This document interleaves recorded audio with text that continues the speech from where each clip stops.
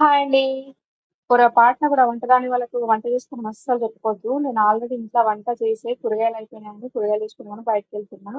మా ఆయనో, మా చిన్నోడినో ఉండి మమ్మీ మేము ఆమ్లెట్ వేసుకుంటాం మమ్మీ అంటే, సరే ఆమ్లెటే కదా నాన్న వేసుకోండిలే అనేసి నేను చెప్పేసి అయితే వెళ్ళిన. వచ్చేసరికి అయితే కిచెన్ మొత్తం పెంట పెంట చేసి పెట్టిర్రు. ఆ కిచెన్ చూసేసరికి అయితే నాకైతే పిచ్చి లేచిపోయింది మొత్తం. ఆ బ్యాగ్ ఆడ ఎత్తేసి సర్లే పొద్దున్న చేసుకున్నామా, పొద్దున స్కూల్ ఉంది. ఇప్పుడా టైం 10 అవుతుంది. ఏం చేయాలా బాబు అని పిచ్చెక్కిపోయింది నాకైతే. ఇక మెల్లగా క్లీనింగ్ అయితే స్టార్ట్ చేసిన. అంతా క్లీన్ చేసి ఆ గిన్నెలన్నీ తోముకొని పెట్టుకునేసరికి అయితే ఆ కూరగాయలన్నీ సర్దుకునేసరికి అయితే నాకైతే నైట్ 11 అయింది. ఇట్లుంటే మన ఆడల కష్టాలు. ఈ ఆమ్లెట్ ఏదో మనం వేసిచ్చినా పోయేదిరా బాబు. డబల్ పని అయిపోయింది నాకైతే మొత్తము. ఇట్లుండే నా కిచెన్ అయితే మొత్తం ఎట్లా చేసిరంటే పెంట పెంట చేసి పెట్టిర్రు మొత్తము.